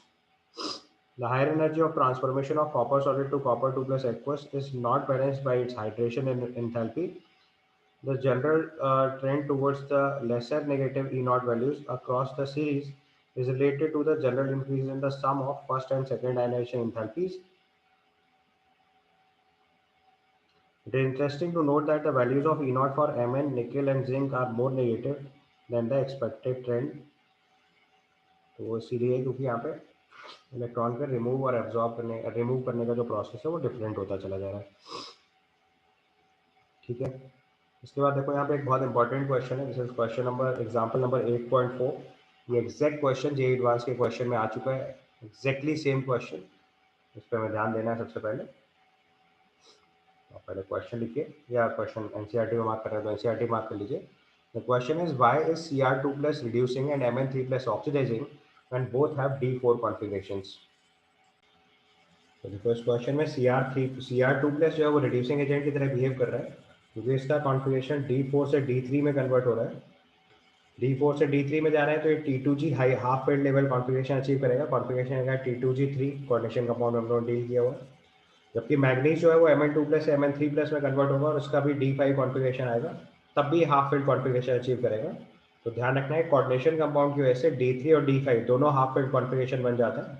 D3 configuration T2G level का half field configuration achieve करता है, और D5 configuration तो actual half field configuration achieve करता है। दोनों की stability ज़्यादा होती है, इसलिए Cr2 प्लस जो है वो रिड्यूसिंग एजेंट है और Mn3 प्लस जो है वो ऑक्सीडाइजिंग एजेंट है। इसमें एक और पॉइंट इंपॉर्टेंट है, वो भी ध्यान से देख लो, अभी मैंने आपको ऑक्सीजन स्टेट्स के केस भी सिखाए थे, एक बार वो फीचर भी जरा ध्यान से दिमाग में सेट करिए। आप ऑक्सीजन स्टेट अगर चेक करोगे तो यहाँ पे देखो क्रोमियम के केस में जो ऑक्सीजन स्टेट है वो +3 ज़्यादा स्टेबल है, इसलिए क्रोमियम +2 से +3 की तरफ गया, जबकि मैग्नीज के केस में +2 ज़्यादा स्टेबल है, तो मैग्नीज +3 से +2 जा रहा है। कॉन्फिगरेशन दोनों के केस में हाफ फील्ड ही आना है, तो स्टेबिलिटी बढ़ रही है वो एक अलग फीचर है, बट उसकी जो स्टेबल ऑक्सीजन स्टेट है वो उसकी तरफ जाएगा। क्योंकि क्वेश्चन ये भी हो सकता था Mn3 प्लस से 4 प्लस में क्यों नहीं गया, या क्रोमियम +3 से +4 में क्यों नहीं गया। तो कन्वर्जन ये है या +2 से +4 क्यों नहीं गया? तो कन्वर्जन ये है कि क्रोमियम का ऑक्सीजन स्टेट +2 से +3 इसलिए गया क्योंकि क्रोमियम का स्टेबल ऑक्सीजन स्टेट +3 है, और +3 कॉन्फ़िगरेशन में पहुंचने के बाद T2G3 कॉन्फ़िगरेशन अचीव हो जा रहा है। एंड सिमिलरली मैग्नीज के केस में ये चीज़ चेक करेंगे तो ये +2 से +3 से +2 की तरफ जा रहा है क्योंकि वहाँ पे भी D5 कॉन्फ़िगरेशन स्टेबल आ रहा है। तो यही एग्जैक्टली सेम क्वेश्चन जे एडवांस में आया था 2015 में। The question was correct statement about Cr2+ and Cr3+। तो उसमें हमें लिखना है, तो अगर आप कॉन्फ़िगरेशन अब यहाँ ध्यान से देखो, मैं एक एक करके सॉल्व करके दिखा देता हूँ पूरा आपको। तो क्रोमियम का ऑक्सीजन कॉन्फ़िगरेशन अगर हम लिखेंगे तो it is organ 4s1 3d5 है। स्टेबल ऑक्सीजन स्टेट अगर चेक करेंगे तो stable oxygen state of chromium is +3 and +6, तो यहाँ पे +3 ज़्यादा स्टेबल है। मैग्नीज के केस में ये चीज़ चेक करेंगे तो ये ऑर्गन 4s2 3d5 है, और मैग्नीज का स्टेबल ऑक्सीजन नंबर जो है वो +2 है, या +2 मोर स्टेबल दैन +3 है। तो अब देखो अगर Cr2+ फॉर्म Cr3+ फॉर्म में कन्वर्ट होगा तो Cr2+ फॉर्म में कॉन्फ़िगरेशन होगा हमारे लिए D4, और यहाँ कॉन्फ़िगरेशन होगा D3। अब Cr3+ का कॉन्फ़िगरेशन अगर D3 कॉन्फ़िगरेशन है तो ये चूंकि कॉम्प्लेक्सेस क्रिएट करेगा, तो कॉम्प्लेक्सेस के केस में ये T2G3 कॉन्फ़िगरेशन बनेगा। तो अगर हम इसको स्प्लिटिंग से एक्सप्लेन करें तो आप आसानी से इसी समझा ले जाओगे। ये आपका D5 कॉन्फ़िगरेशन है, ये स्प्लिट होने के बाद T2G3 half filled configuration achieve हो रहा है और Eg यहाँ पे खाली होगा। ये देखिए T2G3 हाफ फिल्ड कॉन्फ़िगरेशन बन रहा है। इसकी वजह से क्रोमियम +2 से +3 में कन्वर्ट होगा, तो ये खुद ऑक्सीडाइज हो रहा है, मतलब रिड्यूसिंग एजेंट बेटर हो गया। यही काम मैग्नीज के केस में एक्सप्लेन करेंगे तो Mn3+ फॉर्म जो है वो Mn2+ फॉर्म में कन्वर्ट होगी क्योंकि मैग्नीज का +2 +3 से ज़्यादा स्टेबल है। अभी ये कॉन्फ़िगरेशन D4 है, बाद में ये कॉन्फ़िगरेशन D5 हो जाएगा। D5 हो जाएगा तो D5 तो एग्जैक्टली हाफ फिल्ड होता है, तो ये सबसे स्टेबल कॉन्फ़िगरेशन हो जाएगा, ये हाफ फिल्ड कॉन्फ़िगरेशन हो गया, राइट। तो देखो पहला केस लिखा हुआ है chromium 2+ is reducing correct, Mn2 3+ is oxidizing, and ये भी करेक्ट है। दोनों Cr2+ Mn3+ का कॉन्फ़िगरेशन D4 है, ये भी करेक्ट है। When Cr2+ is used as a reducing agent, the chromium attains D5 configuration, ये गड़बड़ हो गया, कॉन्फ़िगरेशन अचीव हो रहा है D3। समझ गए? तो इसका आंसर हम लोग मार्क करेंगे A B C। समझ आया? ये ऑक्सीडेशन स्टेट और इलेक्ट्रॉनिक कॉन्फ़िगरेशन बेस्ड क्वेश्चन है, जैसा आपको एग्जाम्पल में दे रखा है वही क्वेश्चन एग्जैक्टली पूछा गया था एडवांस लेवल पे, एग्जाम्पल नंबर 6.4। ठीक है। सो नेक्स्ट डेटा हम लोग जो फॉलो करेंगे वो मैंने आपको बताया कि एंथैल्पी ऑफ एटमाइजेशन के केस में बताया कि किसी भी इलेक्ट्रोड पोटेंशियल में M2+ से M सॉलिड वाला जो केस है स्टैंडर्ड रिडक्शन पोटेंशियल, उसके लिए 3 फीचर्स इंपॉर्टेंट बताए मैंने, enthalpy of atomization, ionization enthalpy और हाइड्रेशन एनर्जी। उन तीनों के रिजल्टेंट से हम लोग इलेक्ट्रोड पोटेंशियल डिसाइड करते हैं, और आपको बताया था केवल कॉपर का इलेक्ट्रोड पोटेंशियल पॉजिटिव है, बाकी सारे इलेक्ट्रोड पोटेंशियल नेगेटिव आते हैं। ये फैक्ट ठीक से याद रखना है। Then comes to the next segment, trends of Mn3+ to Mn2+। तो Mn3+ से Mn2+ के केस में मैंने आपको 3 केस मार्क कराए थे, मैग्नीज, आयरन, कोबाल्ट, इनके लिए वैल्यू पॉजिटिव होती है, बाकी सब में वैल्यू नेगेटिव आती है। So the examination of the Mn3+ to Mn2+ value shows the variation in the trend.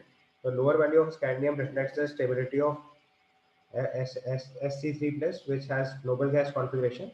The highest value of zinc is due to the removal of an electron from the stable D10 configuration.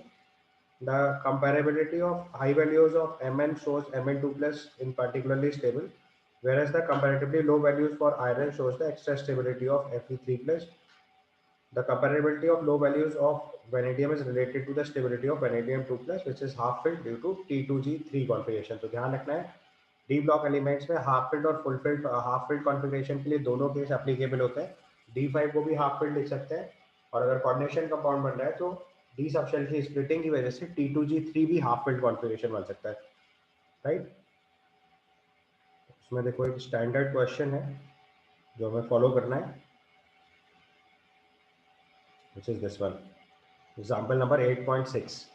It's given for the first row transition element series E0 values of Mn2+ to Mn3+ is given. उसमें पहला explanation आपका copper वाला जो मैं आपको पहले ही बता चुका हूँ। एग्जाम्पल नंबर 8.7 देख लो, ये इंपॉर्टेंट है। Why is the E0 value of Mn3+ Mn2+ couple have much more positive than chromium and iron 3+? ठीक है, तो उसका एक्सप्लेनेशन की हाफ फिल्ड कॉन्फ़िगरेशन लिखते हैं। Much higher third ionization enthalpy of Mn3+ changes from D5 to D4 is mainly responsible for this. This also explains why the +3 oxidation state of manganese is of little importance. यानी manganese का +2 form ज़्यादा stable होता है +3 से। ये चीज़ आप configuration से आसानी से एक्सप्लेन कर सकते हो। ठीक है, क्लियर। सिमिलरली 8.7 में दिखा सकते हैं which is stronger reducing agent and Cr3+ और Fe2+, उसको भी आप कॉन्फ़िगरेशन से एक्सप्लेन कर देंगे। क्रोमियम का +2+3 में कन्वर्ट करेंगे और आयरन का +2+3 में कन्वर्ट करेंगे, तो उनके इलेक्ट्रोड पोटेंशियल डेटा से ये चीज़ एक्सप्लेन कर पाओगे। अब रैंडमली इसको मत एक्सप्लेन करना। अगर उसने पूछा है Cr2+ और Fe3+ में कौन अच्छा रिड्यूसिंग एजेंट है, तो मैंने आपको बता रखा है कि बेटर रिड्यूसिंग एजेंट वो होता है जिसका इलेक्ट्रोड पोटेंशियल ज़्यादा नेगेटिव काउंट करते हैं। तो ये चीज़ यहाँ पे देखो ध्यान से नोटिस करनी है। यहाँ पे देखो ये -0.44 इलेक्ट्रॉन वोल्ट है और यहाँ -0.91 इलेक्ट्रॉन वोल्ट है। तो क्रोमियम के केस में +2 से कॉपर फॉर्म में आने के लिए ऑक्सीडेशन स्टेट में इलेक्ट्रोड पोटेंशियल ज़्यादा नेगेटिव है, तो उसके बेसिस पे हम लोग इनका इलेक्ट्रोड पोटेंशियल या इनके स्टेबिलिटी या रिडक्शन प्रॉपर्टीज एक्सप्लेन करेंगे। तो केवल रिडक्शन प्रॉपर्टीज को इलेक्ट्रॉनिक कॉन्फ़िगरेशन से मत एक्सप्लेन करना। यहाँ पे 3 इंपॉर्टेंट फीचर हैं, enthalpy of atomization, ionization enthalpy and hydration enthalpy. तीनों फीचर्स का क्यूमुलेटिव आउटकम आता है, राइट। इसके बाद आते हैं मैग्नेटिक प्रॉपर्टीज में। तो आपको पता है कि यहाँ पे मैग्नेटिक फील्ड के केस में पैरामैग्नेटिज्म, डायमैग्नेटिज्म, दो तरह के केस आएंगे। पैरामैग्नेटिक सब्सटेंसेज में अनपेयर्ड इलेक्ट्रॉन होते हैं, डायमैग्नेटिक सब्सटेंसेज में सारे इलेक्ट्रॉन्स पेयर्ड होते हैं। लेकिन यहाँ पे दो तीन तरह के और फीचर्स आएंगे जो हम लोगों ने सॉलिड स्टेट के टाइम पे सीखे थे, फेरोमैग्नेटिज्म, फेरीमैग्नेटिज्म एंड एंटी फेरोमैग्नेटिज्म। तो अगर स्ट्रांगली अट्रैक्ट होते हैं तो फेरोमैग्नेटिक, फेरीमैग्नेटिक या एंटी फेरोमैग्नेटिक ये सारे केसेस भी आते हैं। यहाँ पे हम लोग जो मैग्नेटिक मोमेंट नॉर्मली स्टडी करते हैं वो स्पिन ओनली मैग्नेटिक मोमेंट होता है, which is √Nn+2 bore magnetron. हम लोगों ने बहुत बार सॉल्व करना सीखा हुआ है, तो आई होप इसको आप एक बार में ही कर लोगे, इसमें कुछ भी टेक्निकलिटी नहीं है, बट इसमें क्वेश्चंस आते हैं, इसलिए ध्यान से याद रखना है। N is number of unpaired electron. तो सारे कॉन्फ़िगरेशन के लिए ठीक से इसको कैलकुलेट करके देख लीजिएगा। कैलकुलेटेड मैग्नेटिक मोमेंट हम लोग निकालते हैं, this is calculated by the formula √Nn+2 bore magnetron. Scandium 3+ और Zn2+ के लिए 0 आएगा, बाकी सारे केसेस में अनपेयर्ड इलेक्ट्रॉन्स आएंगे, एंड अकॉर्डिंगली आप उसको कैलकुलेट करके देख लीजिएगा मैग्नेटिक मोमेंट। ठीक है, आप आसानी से कैलकुलेट कर लोगे, उसमें कुछ भी टेक्निकल नहीं है। इसके बाद नेक्स्ट टर्म आता है फॉर्मेशन ऑफ कलर्ड आयंस। ये अपना टिपिकल केस है। ये चीज़ हम लोगों ने कोऑर्डिनेशन कंपाउंड के टाइम पे भी डील कर रखी थी, क्योंकि कलर्स इन द कॉम्प्लेक्सेस या colours in the transition elements ये एक इंपॉर्टेंट फीचर है जो अलग अलग फिनोमिनन से एक्सप्लेन करते हैं। मैंने आपको बहुत तरीके के फिनोमिनन बताए थे। एक्चुअल कॉन्सेप्ट जो होता है वो मैंने बताया था कि कलर्ड ऑब्जेक्ट जो होता है वो हमेशा कॉम्प्लीमेंट्री वेवलेंथ के करस्पॉन्ड करता है। तो ये चीज़ आपको ध्यान से मार्क कर लेनी है। तो लिखा है this it's given when the electron from the lower energy state of d orbital is excited to the higher energy d orbital, the energy of excited corresponding to the frequency of the light absorbed. This frequency generally lies in the visible region. The color observed corresponds to the complementary color of the light absorbed. तो जो भी light absorb हो रही है उसकी complementary colour notice में आता है। ठीक है, और उसके लिए लिगेंड्स रिस्पॉन्सिबल होते हैं, सराउंडिंग में कौन कौन से एलिमेंट्स हैं उनकी रिस्पॉन्सिबिलिटी होती है, किस टाइप का कॉम्प्लेक्स बन रहा है, सारे फीचर्स इंपॉर्टेंट होते हैं। तो कलर्स के केस में देखो आपको कलर्स ध्यान से लर्न करने, क्योंकि आप रैंडमली नहीं सॉल्व कर पाओगे, बिकॉज कलर्स जो है वो टिपिकल फीचर है जो केवल सिंपल टर्म से नहीं बताया सकता, इसलिए ऑब्जर्वेशन से मत लिखिएगा, ज़्यादातर केस गलत हो जाएंगे। सबसे सिंपल तरीका पहले ये है कि जो डायमैग्नेटिक वाले सिस्टम है वो कलरलेस मार्क कर दिए जाते हैं। तो स्कैंडियम 3+, टाइटेनियम 4+ और जिंक 2+, ये देखो तीन केस कलरलेस हो गए पहले। इसके बाद जो टिपिकल कलर है जो ज़्यादातर गलत हो जाते हैं, और तो मैंने क्वालिटेटिव एनालिसिस में आपको ये चीज़ ठीक से लर्न कराई थी। इसमें सबसे पहले Fe3+, देखो Fe3+ का जो एक्वस सोल्यूशन होता है that is of yellow colour. आपको FeCl3.6H2O का कलर याद कराया था मैंने, येलो, और बोला था प्रेसिपिटेट फॉर्म में आयरन रेडिश ब्राउन होता है, सॉल्यूशन फॉर्म में ये येलो होता है। तो make it very clear, iron का हम लोग रेडिश ब्राउन इतना अच्छे से लर्न कर लेते हैं कि अगर सॉल्यूशन ऑफ FeCl3 पूछ लिया गया तो ये सवाल गलत हो जाता है। तो make it very clear, aqueous solution of Fe3+ ion is yellow in color, not reddish brown। ठीक है, इसके बाद Mn2+ के केस में भी यही चीज़ नोटिस कर लो। Mn2+ हम लोग जनरली जब टाइट्रेशन पढ़ते हैं KMnO4 का तो वहाँ MnSO4 बनाते हैं, तो पिंक कलर से कलरलेस फॉर्म में कन्वर्ट होता है। तो ज़्यादातर केस में वहीं से गैस वर्क करते हैं, तो ये सवाल गलत हो जाता है। यहाँ पे भी देख लो, मैग्नीज का जो 2+ फॉर्म का हाइड्रेटेड सॉल्ट होगा वो पिंक कलर का होता है, इट इज़ नॉट कलरलेस। कि दूसरी जगह जो आप गलत कर सकते हो उसको ध्यान से देख लो, ठीक है। इसके बाद के सिंपल कलर से आप इसके बाद अगर याद रख सकते हो तो रखो, नहीं तो आप it's up to you. So जैसे टाइटेनियम 3+ जो है वो पर्पल है, वेनेडियम 4+ ब्लू है, वेनेडियम 3+ ग्रीन है, वेनेडियम 2+ वॉयलेट है, chromium 3+ violet, manganese 3+ violet, chromium 2+ is blue, then manganese 2+ is pink, Fe3+ yellow, Fe2+ green, cobalt 3+ and 2+ के colour blue and pink, nickel 2+ green, copper 2+ blue। तो कुछ आपको याद है directly जो आप जानते हो, बट जो मैंने हाईलाइट किया वो बहुत इंपॉर्टेंट है। स्टैंडियम, टाइटेनियम और जिंक पर तो कुछ लर्न नहीं करना, क्योंकि वो डायमैग्नेटिक है, कलरलेस आएंगे। जो टिपिकल केस है जो जल्दी गलत होते हैं वो है Fe3+ का एक्वा सोल्यूशन येलो और Mn2+ का एक्वा सोल्यूशन पिंक होता है। ये चीज़ अलग से लिख लीजिए। बाकी तो रूटीन केस है, याद हो सकता है तो कर लीजिए, नहीं तो कोई बहुत रिक्वायरमेंट नहीं है। इसके बाद next property D block elements के लिए फॉलो करेंगे, this is formation of complexes. ये चीज़ हम लोगों ने कोऑर्डिनेशन कंपाउंड में डील करी हुई है। ये ज़्यादातर डी ब्लॉक एलिमेंट्स जो है वो कोऑर्डिनेशन कंपाउंड बनाने में हेल्प करते हैं। उसके लॉजिक है क्योंकि इनका साइज छोटा होता है, आयोनाइजेशन ज़्यादा होती है और इनके पास वैकेंट ऑर्बिटल होते हैं। 3 मेजर फीचर बताए थे आपको, तो वही तीनों फीचर्स मार्क कर लीजिए। The transition metals forms The transition metals forms a large number of complexes. This is due to the comparably smaller sizes of the metal ions, their high ionic charges, and the availability of d orbitals for the bond formation। तो तीन major feature होते हैं जिसकी वजह से D block elements को हम लोग कोऑर्डिनेशन कंपाउंड फॉर्म करने के लिए मोर एलिजिबल मानते हैं। उसमें सबसे पहला रीजन है स्मॉलर साइज, दूसरा रीजन है हायर आयनिक चार्जेस या हायर ऑक्सीजन स्टेट्स, और तीसरा रीजन है availability of vacant D orbitals. इसका नेक्स्ट फिनोमिनन जो डी ब्लॉक एलिमेंट्स में अप्लीकेबल है दैट इज कैटालिटिक प्रॉपर्टीज। आपने नोटिस करा होगा, हम लोगों ने एनॉर्निक से लेकर ऑर्निक तक जितने केसेस पढ़े, यू वुड हैव नोटिस कि ज़्यादातर कैटलिस्ट जो है वो डी ब्लॉक सीरीज में मिलते हैं। So transition elements and their compounds are known to be their catalytic activities. These activities are described by their ability to adopt multiple oxygen state। तो पहले इसके रीजन एक्सप्लेन लिख लेने क्यों ऐसा होता है। तो जो ट्रांजिशन एलिमेंट्स या डी ब्लॉक एलिमेंट्स की जो कैटालिटिक एक्टिविटी है वो है due to their ability to adopt multiple oxygen state and to form complexes. उनके high multiple oxygen state adopt करने की कैपेसिटी और कॉम्प्लेक्स बनाने की कैपेसिटी की वजह से इनके अंदर कैटालिटिक एक्टिविटी बहुत हायर होती है। जैसे वेनेडियम पेंटाऑक्साइड हम लोग पढ़ते हैं कॉन्टैक्ट प्रोसेस में, फाइनली डिवाइडेड निकल या फाइनली डिवाइडेड आयरन जो है वो हैबर्स प्रोसेस में, निकल को हम लोग कैटालिटिक हाइड्रोजनेशन में, ये सब कैटलिस्ट यूज करते हैं, आपको सब पता है। Catalyst in the solid surface involved in the formation of bond between the reactant molecule and atoms of the surface as the catalyst of first or the transition sequence utilizes 3d and 4s electron for the bonding. This has the effect on the increasing concentration of the reactant on the catalyst surface and also weakens the bond of the resulting molecule. The activation is lowering. Also, because of transition metal ions can exchange their oxygen states, they become more effective as a catalyst. अब इसका एक example देख लो, iron 3+ catalyzes the reaction between iodide and persulphate. उसका explanation यहाँ mark करना है, देखो इंपॉर्टेंट बस एक एग्जांपल है कैटलिस्ट का, अब उसको सरफेस केमिस्ट्री के क्वेश्चन की तरह भी डील कर सकते हैं। तो देखो आयोडाइड आयन का परसल्फेट आयन H2O8 से ऑक्सीडेशन करा रहे हैं, आयोडीन और SO4 2 बना रहा है। इस केस में अगर हमने Fe3+ आयन यूज कर लिया तो यहाँ कैटलिस्ट की तरह काम करता है। तो लॉजिक है कि Fe3+ आयन पहले आयोडाइड आयन से रिएक्ट करके Fe2+ फॉर्म बनाता है और आयोडीन ऑक्सीडाइज हो जाता है, और बाद में Fe2+ आयन को जो परसल्फेट आयन है वो आसानी से Fe3+ में ऑक्सीडाइज कर देता है। तो इनके खुद के जो ऑक्सीजन स्टेट वेरी करने की प्रॉपर्टी है उसकी वजह से दे आर गुड कैटलिस्ट। आप इस रिएक्शन में देखो कि पहले Fe3+ यूज किया, बाद में रिकवर कर दिया, तो इसको कैटलिस्ट बोलेंगे, और H2O8 2- से I- आसानी से I2 में ऑक्सीडाइज हो गया। ठीक, इसके बाद अगली प्रॉपर्टी जो डी ब्लॉक एलिमेंट्स में that is formation of interstitial compounds. Interstitial compounds are those which are formed from the smaller atoms like, ये पहले इंटरस्टिशियल कंपाउंड्स होते क्या है ये मार्क कर लीजिए। सबसे पहले केस में लिखना है interstitial compounds are those which are formed by when small atoms like hydrogen, carbon and nitrogen are trapped inside the crystal lattice of the metals. They are usually non-stoichiometric and neither typically ionic nor covalent.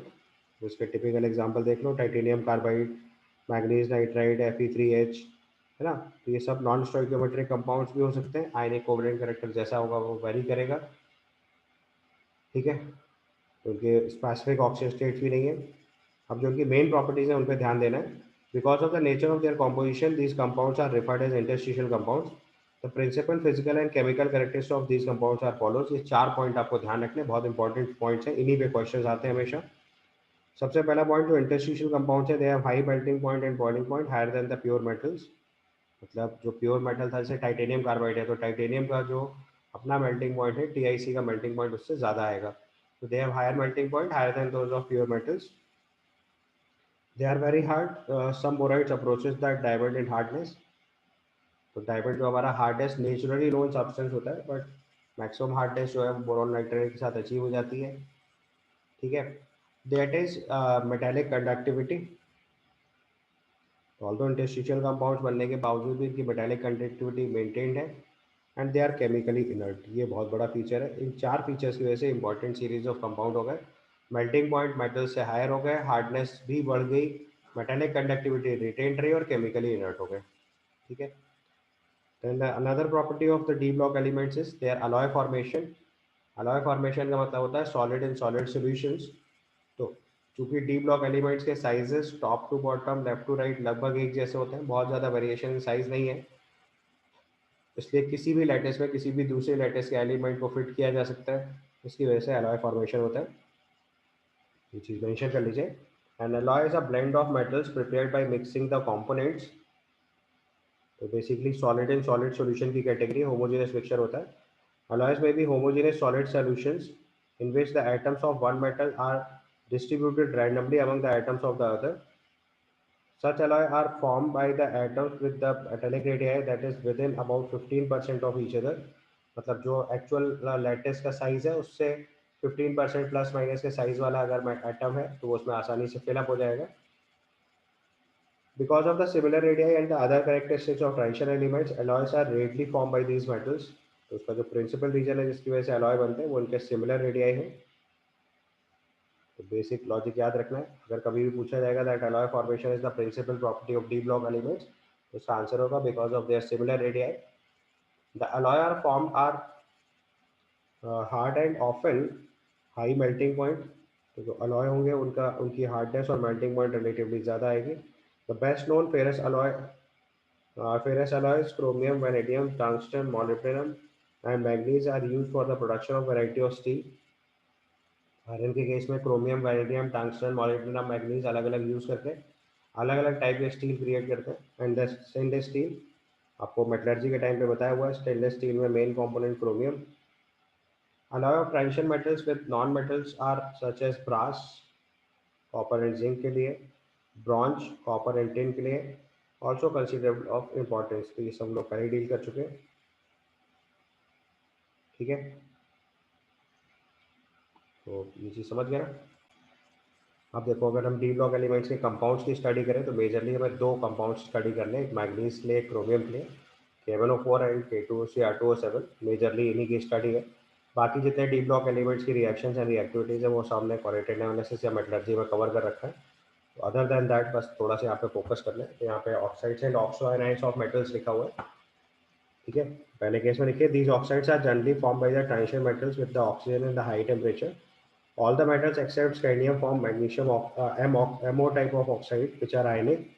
The highest oxidation number in the oxides coincide with the group number. ये मैं बात आपको पहले ही सिखा चुका हूँ। As the oxidation number of metal increases, ionic character decreases. ये important feature है, इसमें क्वेश्चन आता है। Oxidation number of metal increase करेगा तो उसका आयनिक कैरेक्टर डिक्रीज करता जाएगा, नहीं हायर ऑक्सीजन स्टेट की तरफ कोवलेंट कैरेक्टर ज़्यादा हो जाएगा। इन case of manganese Mn2O7 is covalent green oil.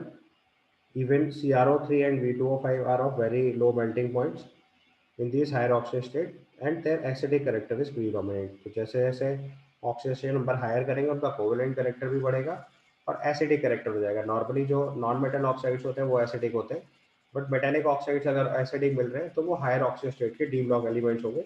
जैसे यहाँ पे एग्जांपल देखना है तो Mn2O7, CrO3, V2O5 ये सब एसिडिक कैरेक्टर फॉलो करेंगे। Thus, Mn2O7 gives HMnO4, permanganic acid, CrO3 gives H2CrO4, chromic acid, and H2Cr2O7. V2O5 is, however, amphoteric, though mainly acidic.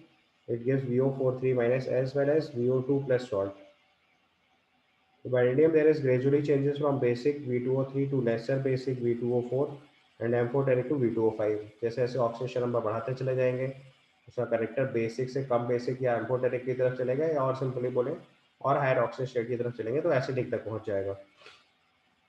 V2O4 dissolves in acid and gives VO2 plus salt. Similarly, V2O5 reacts with alkali as well as acid to give VO4 3 minus and VO4 plus respectively. The well-characterized CRO is the basic and but Cr2O3 is amphoteric.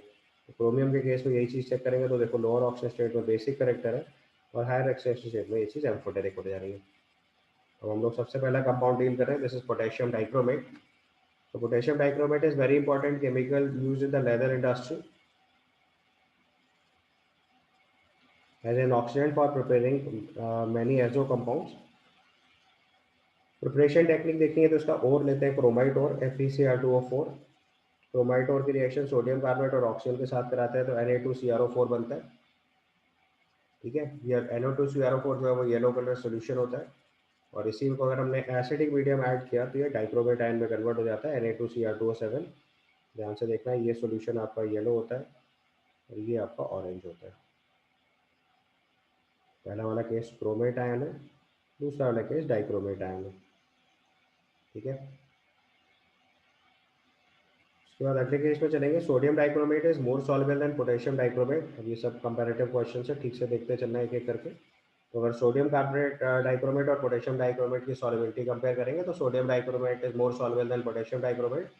The latter is therefore prepared by irritating the solution of the sodium dichromate with potassium chloride. तो अगर हमें potassium dichromate कभी भी बनाना होता है तो पहले जो सोडियम कार्बोनेट डाइक्रोमेट फॉर्म हुआ है उसकी KCl से रिएक्शन करा के पोटेशियम डाइक्रोमेट बना लेंगे। Orange crystals of potassium dichromate crystallizes out.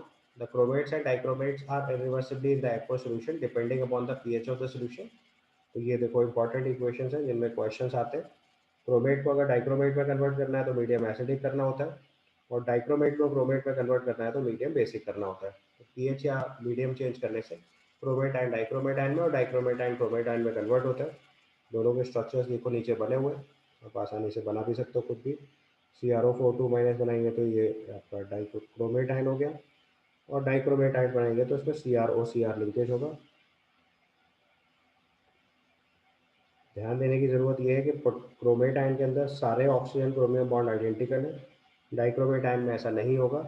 इसमें 6 बॉन्ड आइडेंटिकल है, ये बीच में जो CrO बॉन्ड है ये डिफरेंट तरीके का बॉन्ड का करेक्टर कैरी कर रहा होगा। ठीक है, the structure of chromate and dichromate ion both are sp3 hybridized tetrahedral या कोऑर्डिनेशन कंपाउंड के एक्सप्रेशन में लिखेंगे तो D3S। The chromate ion is tetrahedral whereas dichromate ion consists of two tetrahedrals sharing one corner of CrO-Cr. Bond angle is 126 degrees. इसके बाद oxidising property देखो highlight करनी है, फिर से एक इंपॉर्टेंट क्वेश्चन आ गया। जैसे sodium and potassium dichromate are strong oxidizing agents. Sodium and potassium dichromates are strong oxidizing agents. The sodium salt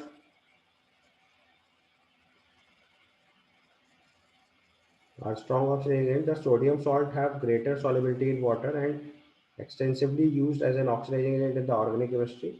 Potassium dichromate is used as a primary standard in the volumetric analysis. In the acidic solution, the oxidizing action is represented as follows. ठीक है, तो इसका electrode potential देखेंगे तो 1.33 volt है। और इसको बाकी KMnO4 से कंपेयर करेंगे तो वहाँ पे इस चीज़ को ध्यान रखिएगा। अभी थोड़ी देर बाद इसकी ऑक्सीडेशन प्रॉपर्टी कंपेयर कराऊंगा तो ध्यान रखना है सॉलिबिलिटी जो है वो सोडियम सॉल्ट की ज़्यादा है और पोटेशियम डाइक्रोमेट को हम लोग प्राइमरी स्टैंडर्ड सोल्यूशन की तरह यूज़ करते हैं वॉल्यूमेट्रिक एनालिसिस में। और इलेक्ट्रोड पोटेंशियल डेटा 1.33 वोल्ट है, एसिडिक मीडियम में अच्छा ऑक्सीडाइजिंग एजेंट होता है। तो आप देखो जितने भी ऑक्सीडेशन रिएक्शन है वो सब नीचे मार्क करे हुए हैं, आप किसी को भी ऑक्सीडाइज करा सकते हैं। I- से देखो I2 बनाया है, H2S से सल्फर बनाया है, SN2+ से SN4+, Fe2+ से Fe3+ and so on. Typical redox reaction है, आप आसानी से लिख लोगे। दूसरा कंपाउंड जो फॉलो करना है, this is called potassium permanganate, this is KMnO4। Potassium permanganate is prepared by the fusion of MnO2। आपको क्वालिटेटिव एनालिसिस में ये क्वेश्चन बहुत बार बताया हुआ था मैंने आपको। फ्यूजन मिक्सचर की रिएक्शन MnO2 से कराते हैं तो पहले MnO4 बनता है, मीडियम एसिडिक कराने से KMnO4 बनता है। So potassium permanganate is prepared by fusion of MnO2 with the alkali metal hydroxide and an oxidizing agent like KNO3. That produces that dark green K2MnO4 which disproportionate into neutral or acidic solution to give permanganate ion. तो alkaline medium में potassium K2MnO4 बनेगा manganate ion और जैसे ही medium acidic या neutral की तरफ ले जाएंगे तो परमैंगनेट आयन बनेगा।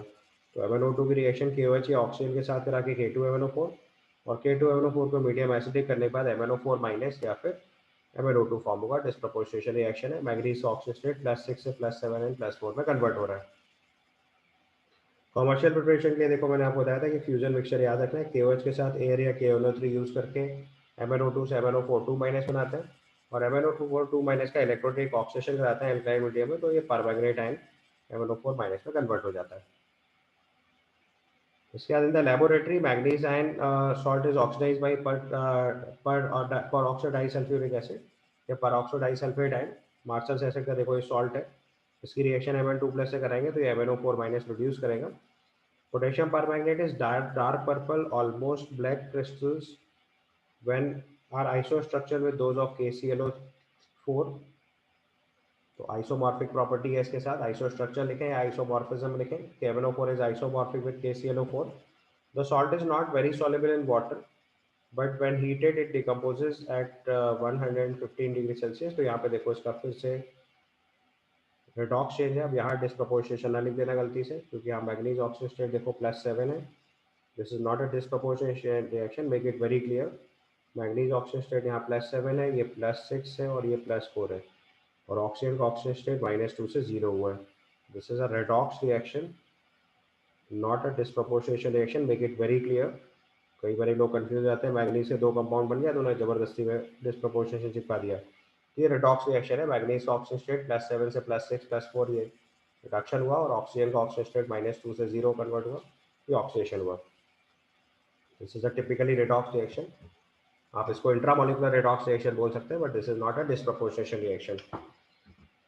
उसके बाद देखो स्ट्रक्चर एडजेसेंट में बना रखा है MnO4 माइनस और K2MnO4, MnO4 2 माइनस दोनों फॉर्म बना रखे हैं। MnO4 2 माइनस ग्रीन कलर का होता है, MnO4 माइनस जो है वो पर्पल या पिंक कलर सोल्यूशन लिखते हैं डाइल्यूट कॉन्सेंट्रेशन में। It has two physical properties of considerable interest. It has intense color and its weak temperature dependent parameterism. These can be explained on the basis of molecular orbital theory, which is beyond the present scope। तो इसे छोड़ देना, इसमें ज़्यादा tension नहीं लेनी है।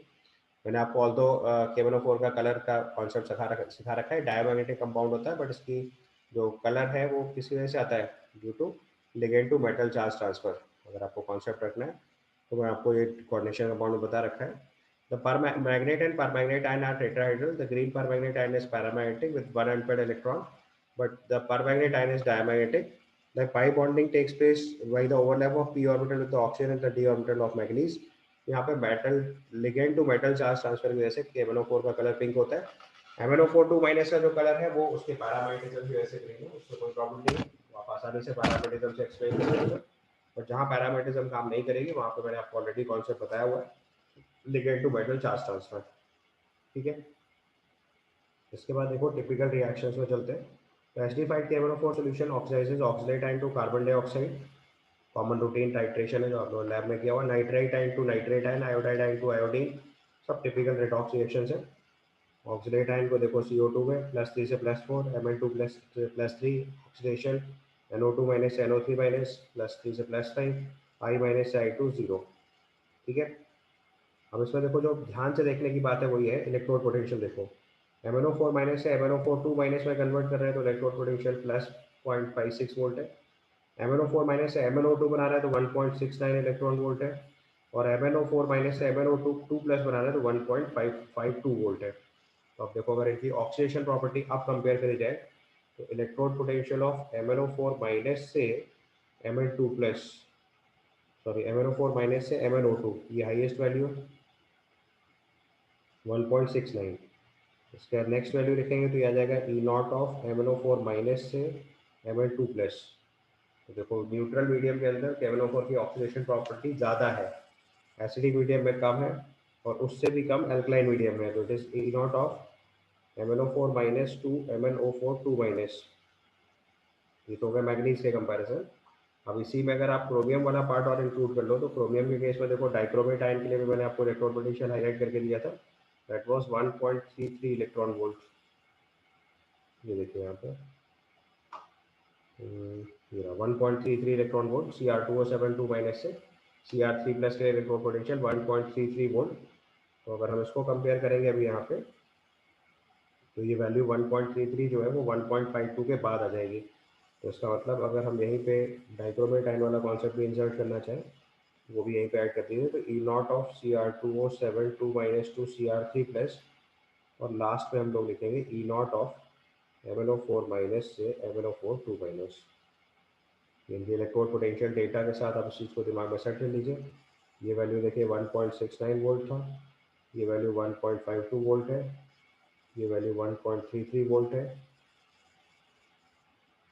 And the last value is 1.33 volt है, and the last value is 0.56 volt.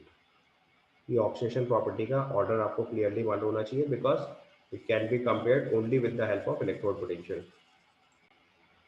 तो आप देखो, अगर ऑक्सीडेशन प्रॉपर्टी पे ध्यान से देखें तो we can very well see that hydrogen ion concentration of the solution plays an important part of influencing the reaction. तो अगर KMnO4 की ऑक्सीडेशन प्रॉपर्टी देखनी है तो देखो ये pH डिपेंडेंट हो गया।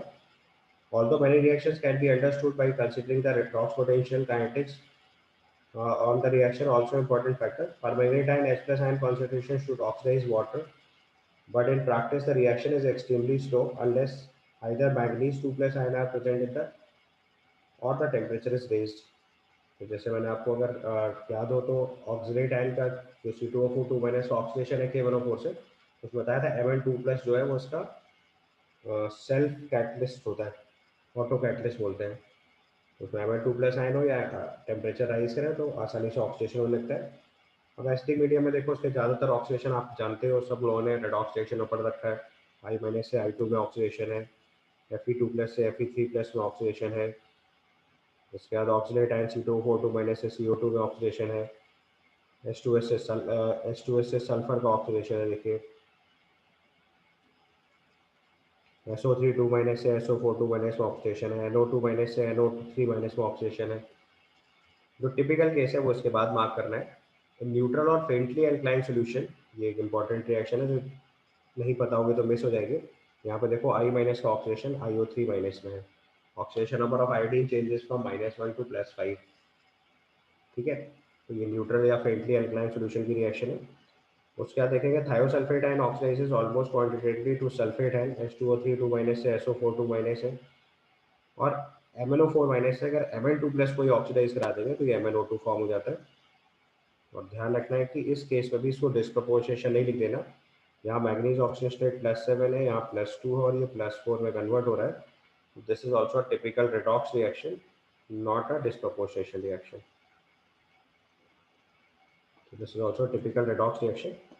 इसके बाद आप देखिए बस permanganate titration in presence of hydrochloric acid are unsatisfactory since hydrochloric acid is oxidized to chlorine। ये आपको टाइट्रेशन के टाइम पे बताया था कि KMnO4 का जब भी एसिडिक मीडियम वाला टाइट्रेशन करते हैं तो वहाँ डाइल्यूट H2SO4 लिया जाता है, वहाँ पे HCl और HNO3 दोनों अवॉइड करते हैं।